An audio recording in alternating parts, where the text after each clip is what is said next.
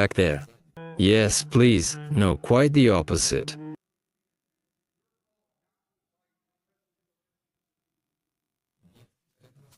We had a very good call.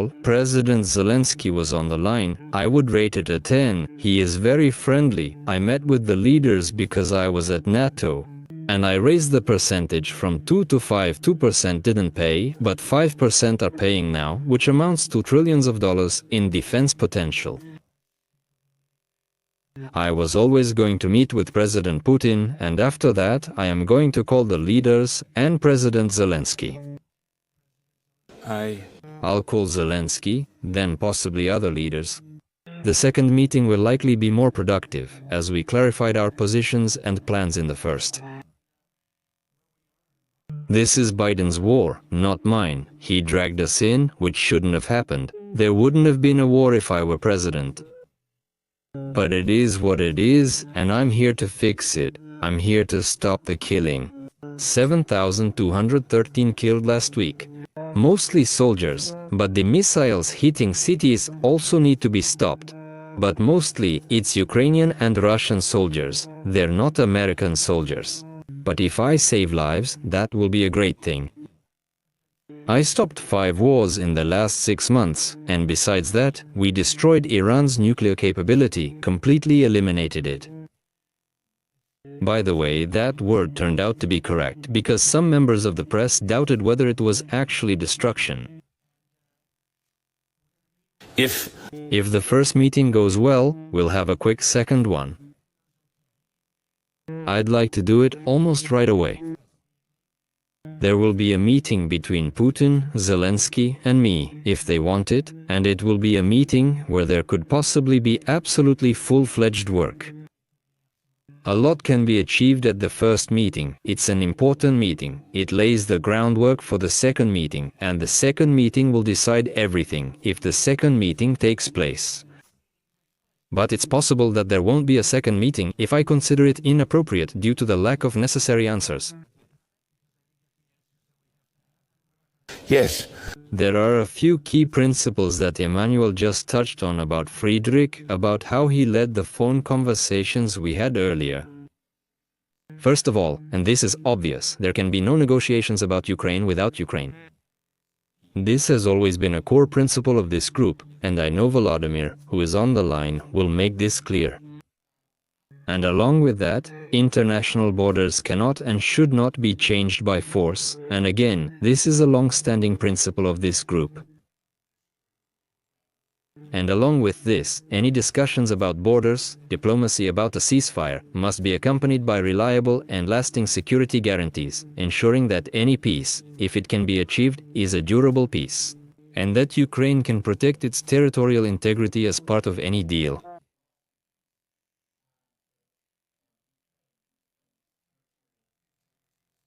And that's exactly why this group was created. That's why it's important for all of us to uphold the commitments we have. Today we've made real progress, including a very important conversation earlier with President Trump about security guarantees, as Emmanuel just mentioned. And, as we've always said, we are a coalition, stepping up our actions, showing that we will carry out the realistic military plans we've presented, along with support from the United States. That's why, as a coalition, we're ready to support the meeting on Friday, and everything that, I hope, may come out of it. Nothing can be guaranteed. And, as Emmanuel said, and as Friedrich said, the President agreed to hold a briefing right after that, so we know what the next steps will be. We are prepared to support this, including through our existing plans to deploy security forces after hostilities end. It's important to remind our colleagues that we are also ready to increase pressure on Russia, especially on its economy, through sanctions and broader measures that may be required. Continued Editor Semkin, proofreader. The impact of these measures is already visible. And we in the United Kingdom are preparing our next package of tough sanctions in this regard. Therefore, I believe it is important that we all continue to work together with President Trump, with President Zelensky, for the sake of a just and lasting peace in Ukraine. To be continued. Just yesterday, during your conversation with Ukrainian journalists, you said that Ukraine will not leave Donbas in exchange for a ceasefire. Has your position changed in any way after today's negotiations here in Berlin? And a question for Chancellor Merz regarding the ceasefire.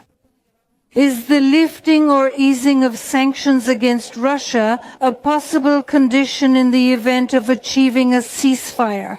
And what security guarantees are there? Europe could agree to security guarantees in that case. Thank you.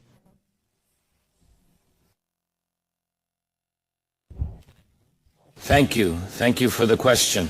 My position remains unchanged, as it is based on the Constitution of Ukraine. As long as the Constitution of the state is not changed, the position of the guarantor of this Constitution cannot be changed. Today we discussed these issues as well, of course. These are very complex issues. I want to emphasize right away that any issues concerning the territorial integrity of our state cannot be discussed. Regardless of our state, our people, the will of the state, the will of our people, and the Constitution of Ukraine. Thank you.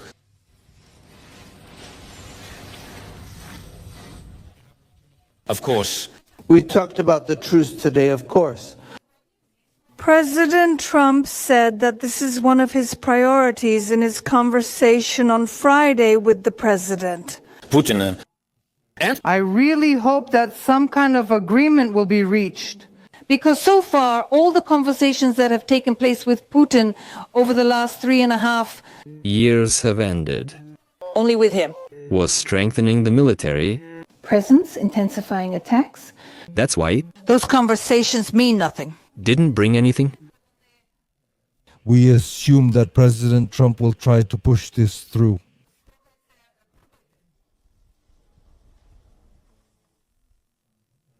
Dear Mr. Federal Chancellor, security guarantees. Did I understand correctly that President Trump said he would provide security guarantees to Ukraine? What will they be like, and will Europeans also participate in them? And a question for President Zelensky regarding the exchange of territories. Under what conditions would you be willing to discuss a territorial exchange with Putin this Friday? Is this a historic moment for you, or is it just one of many meetings that are taking place?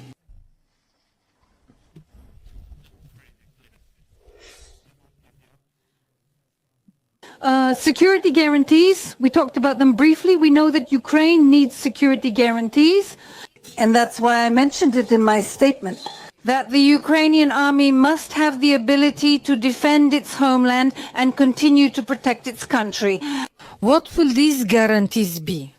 What will, so to speak, play a role in them? We haven't discussed this yet, but this is, so to speak, the next step. To be continued. Amen. We don't know. The success of any negotiations depends primarily on the outcome and the mood. Right now, our mood is absolutely united, and it was very positive just now.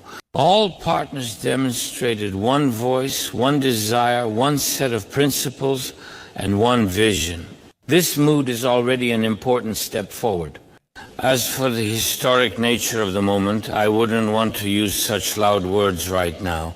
Let's wait for the result. In any case, the key issues that you mentioned earlier, or at the beginning of this question, regarding our principles, regarding our territorial integrity, in the end, are still decided at the level of leaders. It's impossible to resolve this without Ukraine, and by the way, everyone supports this as well. Thank you.